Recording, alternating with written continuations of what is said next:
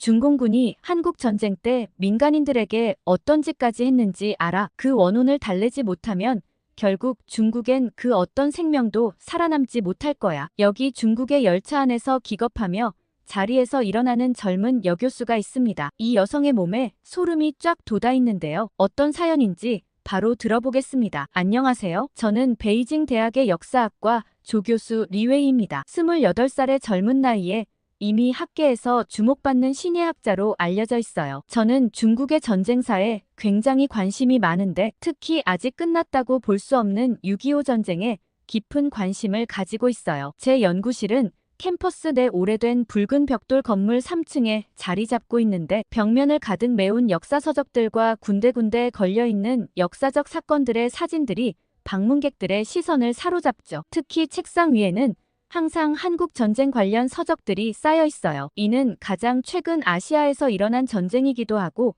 중공군이 대규모로 투입된 사건이기 때문이에요. 제 박사 논문도 한국 전쟁과 관련된 주제였습니다. 중국의 한국 전쟁 참전이 동아시아 지정학적 구도에 미친 영향이라는 제목으로 학계의 주목을 받았죠. 이런 배경 덕분에 저는 자연스럽게 이번 6.25 전쟁 70주년 기념 연구 프로젝트의 책임자로 선정되었어요. 프로젝트 시작을 앞두고 저는 이전 연구를 주관하셨던 장 교수님을 만나러 갔습니다. 장 교수님의 연구실로 향하는 긴 복도를 걸으며 저는 약간의 긴장감을 느꼈어요. 문을 열고 들어서자 서가에 빼곡히 꽂힌 책들과 노트북 앞에 앉아 계신 장 교수님의 모습이 보였습니다. 장 교수님은 평소에 전쟁사 분야의 거장으로 많은 역사학자들의 존경을 받는 분이에요. 흰 머리에 두꺼운 뿔테 안경을 쓰신 모습이 인상적이었습니다. 그의 눈빛에서 오랜 세월 역사를 연구해온 학자의 날카로움이 느껴졌어요. 장 교수님은 저를 반갑게 맞아주셨습니다. 그리고 곧바로 본론으로 들어갔어요. 교수님께서는 중국의 역사학자로서 이런 연구를 하는 목적은 다음 전쟁이 생겼을 때 중국에 최대한 이익을 가져다주는 방법이 무엇인지 고안하는 게 가장 먼저라고 말씀하셨습니다. 저는 그 말씀을 듣고 깜짝 놀랐어요. 전쟁을 위해 연구를 한다는 생각은 해본 적이 없었거든요. 하지만 겉으로 티를 내지 않으려 노력했습니다. 교수님은 계속해서 말씀하셨어요. 역사 연구의 궁극적인 목적은 국가의 이익을 위한 것이며 특히 전쟁사 연구는 미래의 전쟁에 대비하기 위한 것이라고 강조하셨습니다. 저는 겉으로는 열심히 듣는 척했지만 속으로는 다른 생각을 하고 있었어요. 아무리 중국의 역사학자라도 그 이전의 사람인 만큼 민간인 피해를 어떻게 하면 최대로 줄일 수 있을지 그리고 다시는 이런 일이 생기지 않도록 예방하는 게 먼저인 거 아닌가 하는 생각이 들었습니다. 장 교수님은 이번 연구의 중요성에 대해 설명하셨어요. 그 전쟁에서 중국군이 어떤 전략과 전술을 사용했는지, 어떤 성과를 거두었는지, 그리고 어떤 실수를 했는지를 철저히 분석해야 한다고 강조하셨습니다. 대화가 깊어질수록 저는 점점 더 불편한 마음이 들었어요. 교수님의 말씀은 전쟁을 마치 하나의 게임처럼 다루는 것 같았습니다. 수많은 생명이 희생된 비극적인 역사를 단순히 전략과 전술의 관점에서만 바라보는 것이 과연 옳은 일인지 의문이 들었어요. 그러던 중 교수님께서 더욱 충격적인 말씀을 하셨습니다. 넌지시 대만을 먹기 위해 전쟁이 일어날지도 모르니 책임이 크다고 얘기하셨어요. 저는 속으로 깜짝 놀랐습니다. 그 순간 이 프로젝트의 진짜 목적을 이해하게 되었어요. 교수님은 현재 중국의 경제 상황과 국제 정세를 설명하시면서 대만 문제의 해결이 불가피하다고 말씀하셨습니다. 그리고 이번 연구 프로젝트가 그 준비 과정의 일환이 될 수 있다고 하셨어요. 저는 말문이 막혔습니다. 제가 맡은 연구가 실제 전쟁 준비에 이용될 수 있다는 사실이 너무나 충격적이었어요. 대화가 끝나갈 무렵 교수님은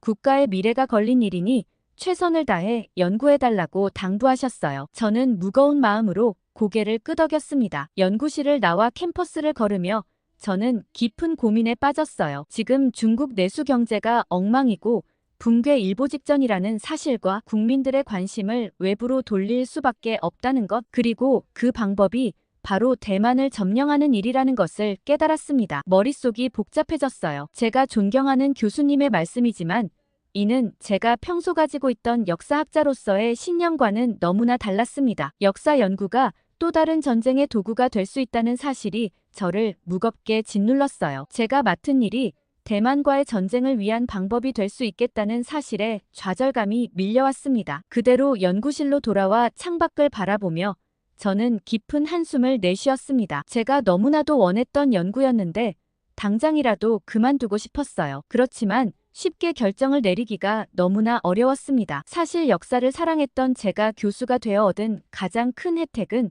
바로 박물관의 지하 수장고를 자유롭게 드나들 수 있다는 점이었어요. 특히 베이징 군사박물관의 지하 문서보관소는 역사학자들에게 꿈의 장소나 다름없습니다. 평소라면 절대 접근할 수 없는 곳이지만 이번 프로젝트 덕분에 저는 그곳에 발을 들일 수 있게 되었죠. 처음 지하 문서보관소에 들어섰을 때의 느낌을 잊을 수가 없어요. 무거운 철문을 열고 들어서자 차가운 공기와 함께 오래된 종이 냄새가 코를 찔렀습니다. 각 서가에는 연도와 주제별로 정리된 문서들이 빼곡히 꽂혀 있었죠. 제겐 정말 천국 같은 곳이었어요. 하지만 교수님과의 대화 이후 이 프로젝트를 맡는 것이 너무 불편하게 느껴졌어요. 문서보관소를 마음대로 드나들 수 있다는 건 너무 좋았지만 제 연구 목적은 끔찍한 일이었으니까요. 과거의 전쟁에서 희생된 수많은 생명들을 생각하면 가슴이 아팠고 그들의 희생을 또 다른 전쟁의 밑거름으로 삼는다는 것이 너무나 부당하게 여겨졌습니다. 저는 최대한 대만과의 전쟁을 막을 수 있는 방법은 없을까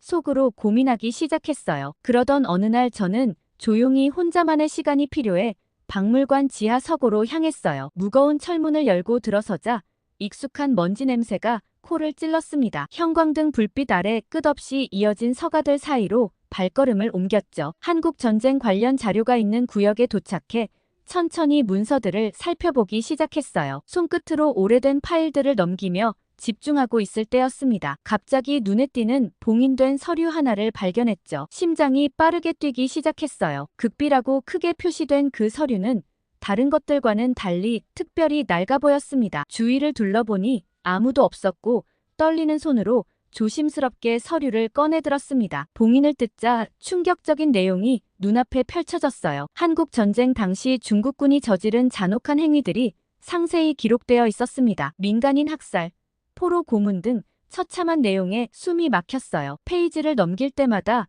더욱 끔찍한 사실들이 드러났습니다. 당시 지휘관들의 비인도적인 명령이 적힌 문서와 함께 충격적인 사진들도 있었어요. 목구멍까지 치밀어 오는 구역질을 간신히 참았습니다. 그때 갑자기 톡 하는 소리와 함께 무언가가 바닥에 떨어졌어요. 고개를 돌려보니 작은 비디오 테이프였습니다. 과거 소형 캠코더에 사용되던 크기였죠. 심장이 더 빠르게 뛰기 시작했어요. 주변을 다시 한번 살폈습니다. 아직도 아무도 없었어요. 빠르게 결심했죠. 이 테이프를 즉시 확인해 봐야 한다고요. 조심스럽게 주머니에 테이프를 넣었습니다. 손이 떨려왔어요. 최대한 자연스럽게 행동하려 노력하며 서류를 원래 자리에 돌려놓았습니다. 심장이 귓가에서 쿵쾅거렸어요. 이제 빨리 이곳을 벗어나야 했죠. 서고를 나서려는 순간 직원과 마주쳤습니다. 그가 오늘은 왜 이렇게 빨리 가시냐고 물었어요. 저도 모르게 화들짝 놀라 말을 더듬었습니다. 간신히 정신을 차리고 약속이 있는 걸 깜빡했다고 둘러댔어요. 직원의 의심스러운 눈초리를 피해 빠르게 걸음을 옮겼습니다. 등 뒤로 식은땀이 흘렀어요. 주머니 속 테이프가 어찌나 무겁게 느껴지던지 마치 폭탄을 품고 있는 것 같았습니다. 건물을 빠져나와 거리로 나오자 안도의 한숨이 나왔어요. 하지만 동시에 더 큰 불안감이 밀려왔습니다. 이제 어떻게 해야 할지 막막했어요. 하지만 한 가지는 분명했죠. 이 테이프의 내용을 반드시 확인해야 한다는 건 말이에요. 집으로 돌아온 후 저는 손에 든 테이프를 어떻게 재생할지 고민했어요. 일반 컴퓨터로는 볼 수 없는 파일이었기에 적절한 플레이어를 찾아야 했습니다. 마음은 급했지만 조심스럽게 행동해야 했어요. 이게 밖에 돌아다닌다는 걸 들키면 징계에 그치지 않을 거라고 생각했거든요. 테이프 속 내용이 궁금해 견딜 수 없었지만 함부로 행동했다간 큰일 날 것 같은 생각에 밤새 잠을 설쳤어요. 아침이 밝자마자 저는 집을 나섰어요. 중국의 고물상들을 뒤지기 시작했습니다. 골목골목을 누비며 오래된 전자제품 가게들을 찾아다녔어요. 낡은 간판들 사이로 숨어있는 작은 가게들을 하나하나 들여다봤죠. 누군가 제 행동을 의심스럽게 여기지 않을까 끊임없이 주변을 살폈어요. 고개를 숙이고 걸으면서도 눈은 계속 주위를 살폈습니다. 간혹 지나가는 사람들과 눈이 마주치면 심장이 쿵쾅거렸어요. 여러 가게를 돌아다녔지만 원하는 걸 찾기가 쉽지 않았습니다. 그리고 혹시 누군가 제 뒤를 밟고 있는 건 아닐까 하는 생각에 자꾸 뒤를 돌아보며 점점 초조해졌어요. 마침내 허름한 고물상 한 구석에서 낡은 플레이어를 발견했습니다. 가슴이 뛰었어요. 먼지 쌓인 선반 위에 놓여있는 그 플레이어를 보는 순간 희망이 생겼죠. 손이 떨리는 걸 느꼈어요. 주인에게 물어보니 다행히 작동은 된다고 하더군요. 그 말을 듣자 안도감이 밀려왔습니다. 서둘러 구매를 완료하고 집으로 향했어요. 플레이어를 품에 안은 채 걸음을 재촉했죠. 집으로 돌아오는 길에도 자꾸만 뒤를 돌아봤고 평소에는 아무렇지 않게 지나쳤을 행인들도 의심스럽게 보였어요. 그러다 갑자기 한 공안이 제게 다가와 말을 걸었습니다. 저는 잔뜩 움츠러들었어요. 심장이 터질 것 같았죠. 온몸에 식은땀이 흘렀어요. 머릿속이 하얘졌습니다. 다행히 길을 물어보는 내용이었고 안도감과 동시에 죄책감이 밀려왔죠. 떨리는 목소리로 길을 알려주고 빠르게 그 자리를 벗어났어요. 안전하게 집에 도착한 후에야 안도의 한숨을 내쉬었습니다. 문을 닫는 순간 긴장이 풀렸어요. 하지만 여전히 불안감은 남아있었죠. 이제 진실과 마주할 시간이 다가오고 있었어요. 플레이어를 꺼내 손에 쥐었습니다. 이 작은 기계 안에 엄청난 비밀이 담겨 있다고 생각하니 무거운 책임감이 느껴졌어요. 떨리는 손으로 플레이어에 테이프를 넣었어요. 화면이 켜지자 숨을 죽였습니다. 영상의 첫 장면부터 저는 충격에 빠졌습니다. 화면 속 풍경은 참혹 그 자체였어요. 영하 32도의 혹한 속에서 얼어붙은 미 해병대원들의 사체가 들판을 가득 메우고 있었습니다. 끝없이 이어지는 하얀 설원 위로 검은 점처럼 박혀있는 시신들이 나오는데 그 광경에 숨이 막혔어요. 카메라가 천천히 움직이며 전장을 비추었습니다. 트럭에서 끊임없이 내려지는 동사한 병사들의 모습이 보였어요. 그들의 얼굴에 남아있는 공포와 고통의 흔적이 너무나 선명했습니다. 저도 모르게 눈물이 흘렀어요. 다음 장면은 더욱 충격적이었습니다. 수백 명의 민간인 시신이 도랑에 파묻혀 있었어요. 손이 뒤로 묶인 채 학살당한 희생자들과 불에 탄 시신들의 처참한 광경에 구토감이 치밀어 올랐습니다. 영상은 계속해서 잔혹한 장면들을 보여주었어요. 무너진 성당에서 신부님의 증언이 들려왔습니다. 떨리는 목소리로 종교인들에게 가해진 학살을 증언하는 그의 말에 가슴이 찢어지는 듯 했어요. 영상은 촬영된 날짜와 장소 내용이 정확히 표기되어 있었고 충분히 증거로서의 역할을 할 수 있었습니다. 이 영상에는 북한군과 중공군의 잔혹행위와 파괴 약탈 행위들이 낱낱이 기록되어 있었거든요. 특히 마음을 아프게 한 것은 전쟁 포로들과의 인터뷰였어요. 그들의 눈에 담긴 공포와 절망 그리고 어린이들의 공허한 표정, 여성들의 억눌린 슬픔까지 모든 것이 너무나 생생했습니다. 인간성을 말살하는 전쟁의 본질을 여실히 보여주는 장면들이었어요. 영상이 끝나고 화면이 꺼졌지만 한동안 움직일 수가 없었습니다. 머릿속에서 방금 본 장면들이 계속 맴돌았어요. 이 영상의 존재를 어떻게 해야 할지 고민에 빠졌어요. 공개하면 엄청난 파장이 일어날 것이 분명했습니다. 하지만 그렇다고 이대로 묻어둘 수는 없었어요. 영상을 본 후 저는 깊은 고뇌에 빠졌어요. 밤새 잠을 이루지 못한 채 방안을 서성였습니다. 이 충격적인 진실을 세상에 밝혀야 할지 아니면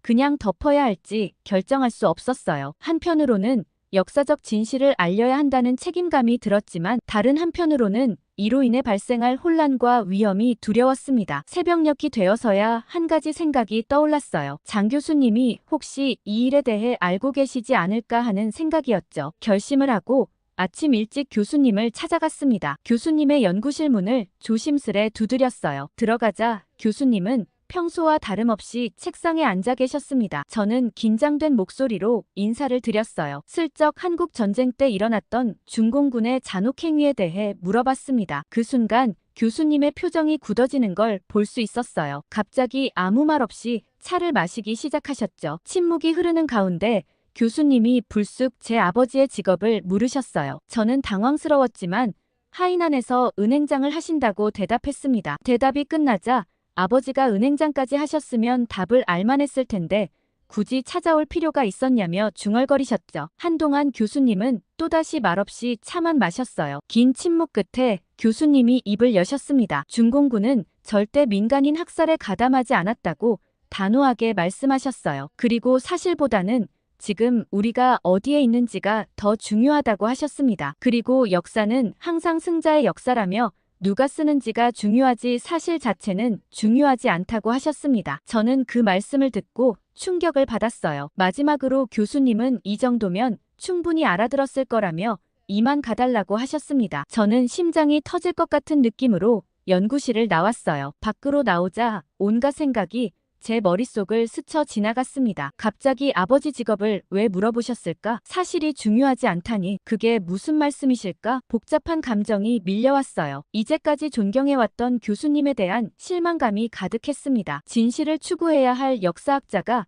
어떻게 이런 말씀을 하실 수 있을까 하는 의문이 들었어요. 걸음을 옮기며 계속해서 교수님과의 대화를 곱씹었습니다. 캠퍼스를 걸으며 저는 깊은 고민에 빠졌어요. 모른 척 덮어버리라는 의미라고 느껴졌거든요. 하지만 양심의 가책을 느꼈습니다. 오히려 교수님께 물어보고 난 후 더 혼란스러웠고 연구실로 돌아와 고민에 빠져 있었어요. 그런데 갑자기 울리는 뉴스 속보 알림음에 제 시선이 컴퓨터 화면으로 향했습니다. 화면에 비친 내용을 보고 가슴이 철렁했죠. 제 고향인 하이난이 슈퍼태풍 야기의 강타를 받았다는 소식이었어요. 기록적인 폭우로 인한 대규모 피해 예상 소식에 저는 즉시 가족들에게 연락을 시도했습니다. 하지만 전화는 연결되지 않았어요. 태풍의 피해가 워낙 커서 통신망이 마비된 것 같았죠. 불안감이 점점 커져갔습니다. 저는 더 이상 망설일 수 없었어요. 당장 고향으로 가봐야겠다고 결심했습니다. 서둘러 짐을 챙기고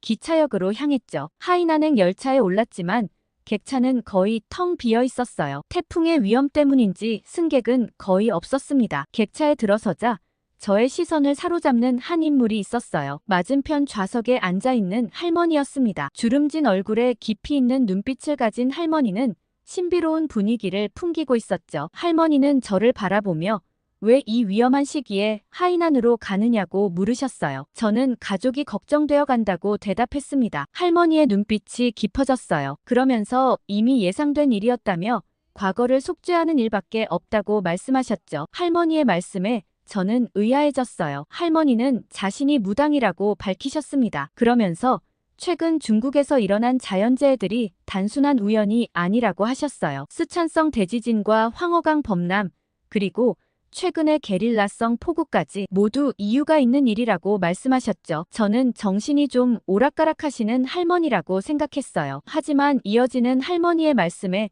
저는 소름이 돋았습니다. 할머니는 극비 자료에 있었던 중공군의 만행을 낱낱이 언급하셨어요. 그리고 그 때문에 지금 중국이 저주를 받고 있다고 말씀하셨죠. 저는 할 말을 잃었어요. 지하문서고에 있는 그 자료의 내용을 어떻게 알고 계신 건지 의아했습니다. 할머니의 눈빛은 마치 저를 꿰뚫어보는 듯 했어요. 신비로운 분위기가 객차 전체를 감쌌습니다. 할머니는 계속해서 말씀하셨어요. 이대로 가다간 중국은 폐허가 되어 생명이 있는 것은 아무것도 살아남지 못할 거라고 예언하셨죠. 저는 할머니의 말씀에 압도되어 어떻게 해야 하냐고 물었습니다. 할머니의 대답은 간단했어요. 원혼을 달래야 한다고 하셨죠. 제가 어떻게 달래야 하는지 더 자세히 묻고자 할 때였어요. 갑자기 시야가 흐려졌고 눈을 번쩍 떴어요. 주변을 둘러보니 아무도 없었습니다. 할머니도 보이지 않았죠. 꿈이었던 걸까요? 하지만 너무나 생생해서 꿈이라고 하기엔 뭔가 이상했어요. 저의 머릿속에는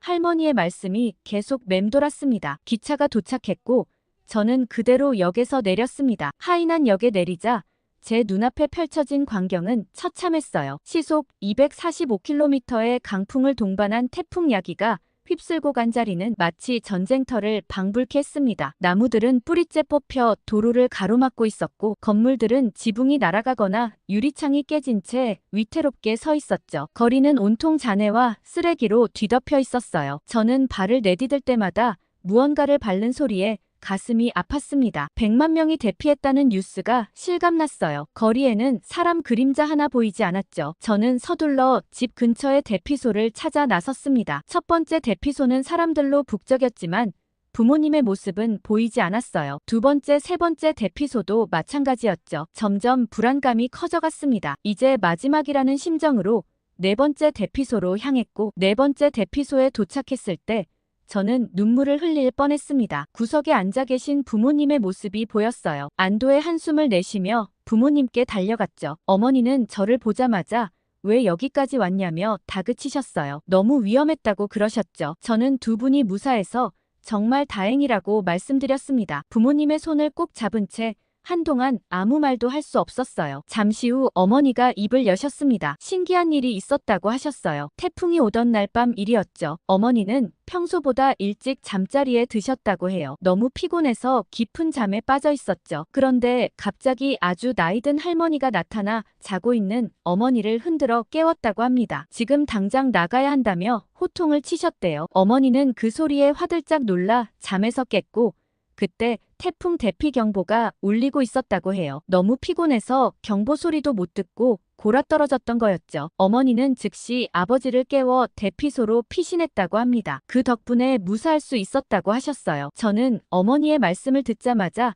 열차에서 만난 할머니가 떠올랐습니다. 할머니가 가족들을 구해주신 거라는 생각이 들었어요. 신비로운 기운이 온몸을 감쌌죠. 그 순간 저는 깨달았습니다. 원혼을 달래는 방법은 바로 진실을 밝히는 것이라고요. 중국 정부가 과거의 잘못을 인정하고 공식적으로 사과하게 만드는 것, 그것만이 유일한 해결책이라는 확신이 들었어요. 저는 마음을 굳게 먹었습니다. 부모님께 걱정 말라고 당부드리고 그 길로 다시 북경으로 향했어요. 저는 숨가쁘게 연구실로 달려갔어요. 복도를 지나는 동안 심장이 미친 듯이 뛰었습니다. 머릿속에는 온통 제가 발견한 충격적인 사실들로 가득 찼죠. 연구실 문을 열자마자 컴퓨터 앞으로 달려갔어요. 손가락이 키보드 위를 날듯이 움직였습니다. 중공군의 잔혹한 행위에 대한 사실들을 하나하나 정리해 나갔어요. 타이핑을 하면서 그 참혹한 광경이 눈앞에 선하게 떠올랐습니다. 얼어붙은 시신들, 끝없이 이어지는 눈밭. 그 광경을 생각하니 소름이 돋았어요. 하지만 멈출 수 없었죠. 진실을 알려야 한다는 사명감이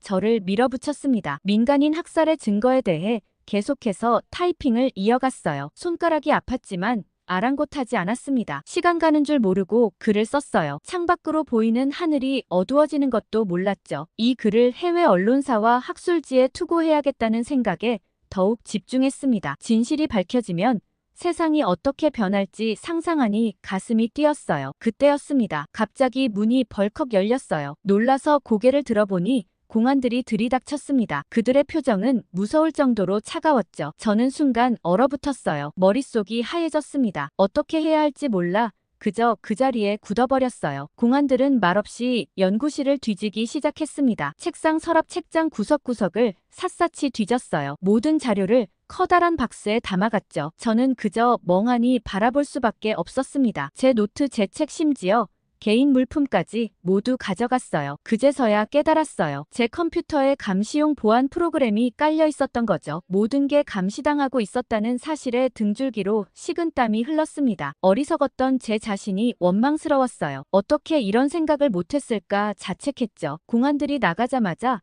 장 교수님의 호출을 받았습니다. 무거운 발걸음으로 교수님 연구실로 향했어요. 복도를 걸으며 머릿속이 복잡해졌죠. 앞으로 어떤 일이 벌어질지 두려웠습니다. 교수님께 어떤 말씀을 들을지 생각하니 가슴이 철렁 내려앉았어요. 교수님 연구실 문을 조심스레 열었어요. 들어서자마자 교수님의 차가운 눈빛이 저를 맞이했습니다. 평소의 온화한 모습은 찾아볼 수 없었죠. 긴장감이 연구실 전체를 감쌌어요. 숨 쉬는 것조차 조심스러웠습니다. 교수님은 베이징대에서 이런 일을 했다는 게 알려지기라도 하면 우리 대학의 수치라고 말씀하셨어요. 그 목소리에는 실망감과 분노가 섞여 있었습니다. 저는 고개를 숙인 채 듣고만 있었죠. 너무 무서워서 어떻게 얘기해야 할지 몰랐어요. 교수님은 계속해서 말씀하셨어요. 조용히 넘어가 줄 테니 혹시나 남겨둔 증거자료가 있다면 모두 학교에 반납하고 그대로 학교에서 나가라고 하셨습니다. 그 말씀에 저는 충격을 받았어요. 이렇게 끝나는 건가 하는 생각에 가슴이 아팠습니다. 용기를 내어 한마디 했습니다. 역사적 과오는 인정하고 반성하는 게 진정한 강대국이 아니냐고 말이에요. 하지만 교수님의 표정은 변하지 않았죠. 오히려 더 차갑게 변했습니다. 제 말이 전혀 먹히지 않는다는 걸 깨달았어요. 교수님은 허튼 생각해서 한 번 더 이런 자료를 만들면 그때는 법의 심판을 받게 될 거라고 경고하셨어요. 그 말씀에 저는 할 말을 잃었습니다. 교수직위는 물론이고 국가반역법으로 평생 옥살이를 해야 할지도 모른다는 생각에 무서워졌죠. 모든 게 무너지는 것 같았어요. 결국 저는 모든 걸 내어주고 연구실을 나왔어요. 캠퍼스를 벗어나 거리를 걸으며 깊은 고민에 빠졌습니다. 이대로 포기할 순 없었어요. 어떻게든 진실을 알려야 한다는 생각뿐이었죠. 그때 문득 한 가지 아이디어가 떠올랐습니다. 위험한 방법이지만 시도해볼 만한 가치가 있다고 생각했어요. 집으로 돌아와 컴퓨터 앞에 앉았고 VPN을 여러 번 우회해 글을 작성하기 시작했습니다. 이 방법이라면 추적당하지 않고 글을 올릴 수 있을 거라 생각했죠. 하지만 여전히 불안감이 가시지 않았어요. 언제 들이닥칠지 모를 공안들을 생각하니 손이 떨렸습니다. 그렇지만 저는 이 글이 언젠가 꼭 빛을 발하게 되리라 생각하고 있어요. 이 글이 널리 알려져서 중국 정부가 숨기고 있는 추악한 진실이 밝혀지길 간절히 바랍니다. 물론 지금도 너무 두려요. 앞으로 어떤 일이 벌어질지 알 수 없고 제 가족에게 해가 가지는 않을까 걱정도 됩니다. 마지막 문장을 적으며 깊은 한숨을 내쉬고 있어요. 하지만 진실을 위해 이 정도 희생은 감수해야 한다고 생각했죠. 역사의 진실을 밝히는 것이 제 사명이라고 믿으니까요. 부디 진실이 밝혀지길 바랍니다. 오늘 리웨이 씨의 사연 어떻게 들으셨나요? 중공군이든 일본군이든 사람이라고 하기에는 정말 치가 떨리는 행동들을 하고 있는데요. 중국의 추악한 민낯을 보고 어떤 생각을 하셨는지 댓글 많이 달아주세요. 다음에 더 좋은 사연으로 돌아오겠습니다. 사연 제작소 감동필름이었습니다.